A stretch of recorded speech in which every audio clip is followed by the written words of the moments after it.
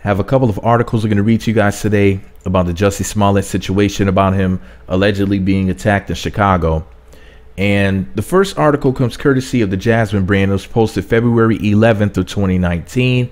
It's titled, Jussie Smollett's Neighbors Doubt He Was Attacked. Shout out to the Jasmine brand, my favorite entertainment site. Here's what the Jasmine brand wrote.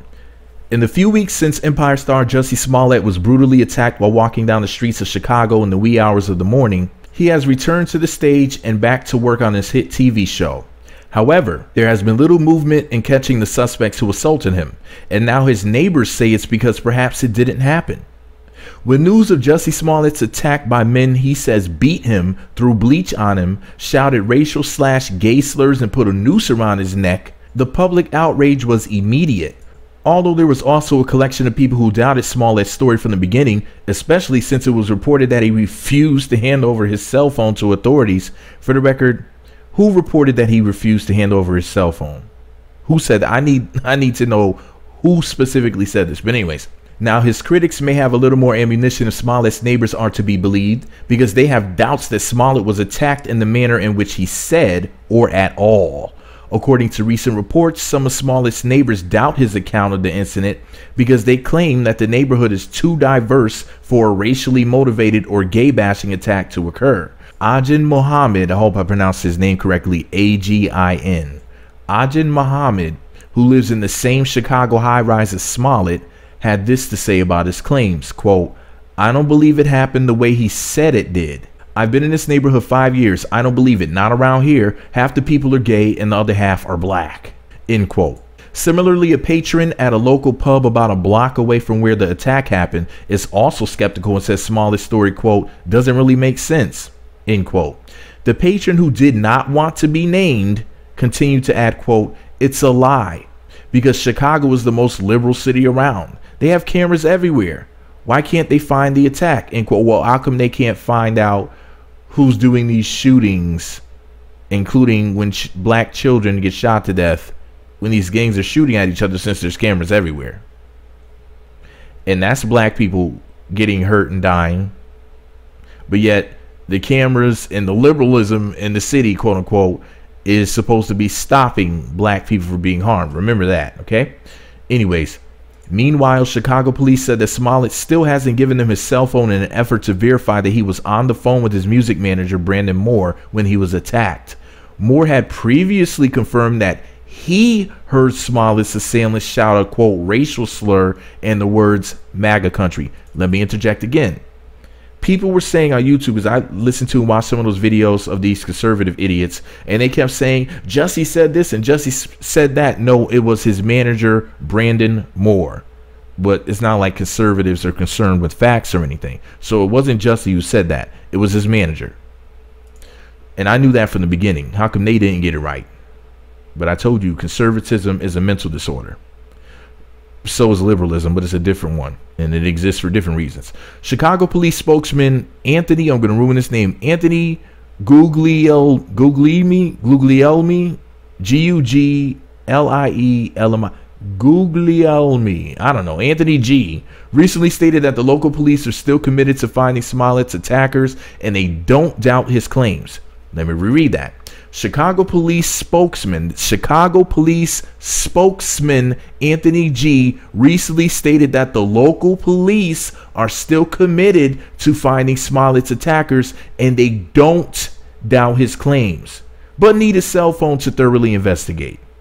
Quote, "We have no reason to doubt the statements, but for a criminal investigation, we need to independently confirm the phone records. We offered to take the phone to download the data, and he expressed he couldn't be without his phone for several hours." End quote. Previously, Smollett's likely route was traced to the underpass between the Sheraton and the Lowe's Chicago Hotel for a 24-hour subway where Smollett bought food. Close to the bottom of a stairwell at Lowe's Chicago, an empty hot sauce bottle was found that was partially filled with a clear liquid that smelled like bleach. The bottle was turned over to local police, alerted police. I always find articles with typos. The bottle was turned over to local police, alerted police, who turned it over to the FBI for analysis. So once again, it was a clear liquid that smelled like bleach. and it was in a hot sauce bottle. But people on the internet are saying, well, it couldn't have been bleach. It's bleach freezes at such and such degree, and it smelled like bleach. For the record, sometimes the media gets things wrong, people. Okay, Jesus freaking Christ, because that's something that the conservative idiots on YouTube kept pointing out to prove that it wasn't true. The bottle was turned over to local police, alerted police, who turned it over to the FBI for analysis. What do you think about Jussie Smollett's neighbor's comments? Do you think he was attacked like he said? So that was the end of the article. Shout out to the Jasmine brand, my favorite entertainment site. So also TMZ posted this story the next day, Tuesday, February 12th of 2019. And here's what TMZ wrote. They posted an article titled Jussie Smollett, Cops Reject Phone Records, Please Submit Again. So he submitted them. Now this article, I guess, was originally posted at 10:15 a.m. Pacific time, which is 1 p.m. Eastern time. Okay. The original article stated, Jussie Smollett submitted critical phone records to Jussie Smollett's submitted critical phone records to Chicago police, but those records have been rejected because they're not the real deal. So Jussie Smollett's submitted critical phone records to, I think that that's a typo, but anyways, maybe it's not. You know, my grammar is not the best. Law enforcement sources tell us what Jussie turned in 2 weeks after his alleged attack was a heavily redacted PDF file of his phone bill. Our sources say a PDF is subject to manipulation, meaning numbers can be added or deleted. Although police are quick to point out there's no evidence they were in fact manipulated. The problem, the only solid, irrefutable evidence is either the actual phone bill or a download of Jussie's phone. As we reported, Jussie says he was on the phone with his manager at the time of the attack, and the manager says he heard the racial and homophobic epithets. Chicago PD wants the phone records to authenticate a call was made. They asked Jussie for the records 2 weeks ago and received the PDF Monday. Police say there are cameras everywhere in the area of Jussie's building, but there's still a 60-second gap in the video where they don't see the Empire Star. So far, there's no video of the attack. Our sources say police have also retrieved security video from nearby stores to see if anybody bought a rope around the time of the incident. Police are reviewing the video. Police say Jussie remains cooperative and they are treating him as a victim of a hate crime. As you know, Jussie says his attackers tied a rope around his neck. Police say there's video of Jussie with a rope around his neck in the lobby. They are not saying if the rope is around his neck outside the building, because they say that would interfere with the investigation. So they updated the story at 10:15 a.m. Pacific time, and then they updated the story again at 11:20 a.m. Pacific time. Here's what they wrote on the first update.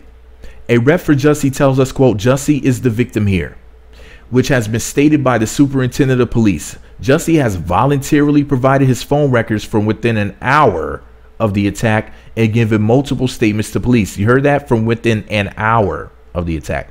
Chicago PD has repeatedly informed us that they find Jussie's account of what happened that night consistent and credible, end quote.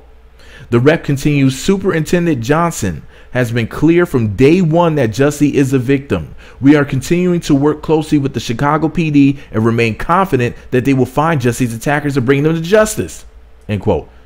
And then when they updated it the second time at 11:20 a.m., they said, this ninja Jussie is a liar. I'm just messing with y'all. I just wanted to mess with the conservatives because they're idiots. As for the redacted information, the rep says, quote, any redacted information was intended to protect the privacy of personal contacts or high-profile individuals not relevant to the attack, such as Jussie's homeboy, Meat Magazine. Nah, I'm just playing. I wish it did say that. I wish it did say that, because that's my boy. I don't want anything happening to Jussie. All right? What do you guys think? Do you think that Jussie Smollett got busted in his bussy wallet? Or do you think that this Negro, well, half a Negro, is out here lying?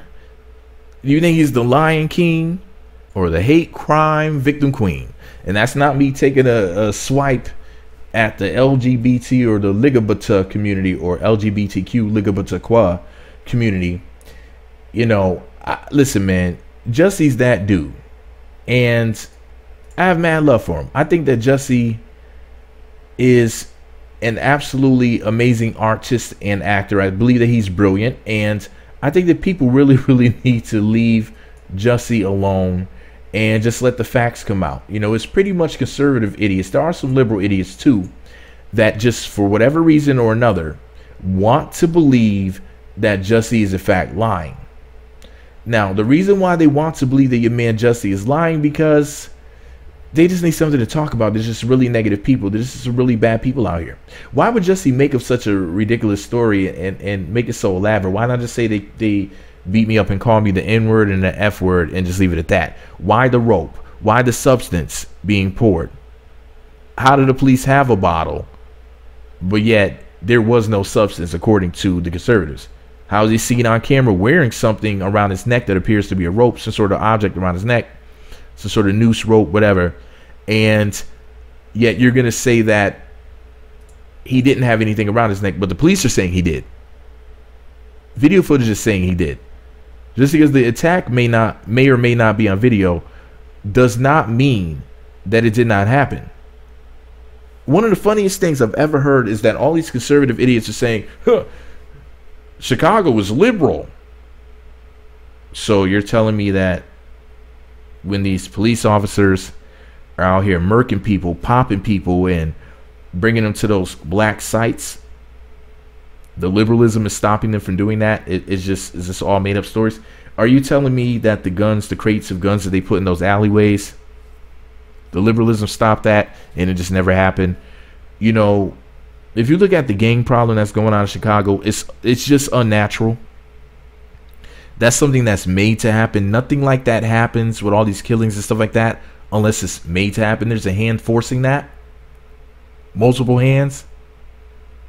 And one of the funniest things about the whole Chicago is too liberal for something like that to happen here situation is that conservatives are some of the biggest promoters of this whole the liberals are the true real racists.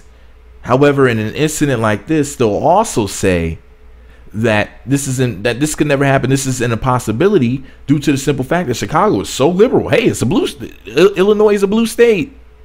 This can never happen here. Chicago is as liberal as it comes. Negroes are safe here, dying all the time, but they're safe here. You're telling me that a place is full of people just shooting each other up and all these gangs and crime and drugs, stuff like that, but you're telling me that racism doesn't exist there either? It's a hot spot for hatred and crime and honestly, in all honesty, evil. There's a lot of evil stuff that goes on everywhere, but listen, saying Jussie Smollett's attack could not have happened there in that area in Chicago because it's too liberal is like saying that a place that's super conservative would not have an interracial couple, for example. Because no, it's just too conservative here and that just would never happen. There's abnormalities everywhere.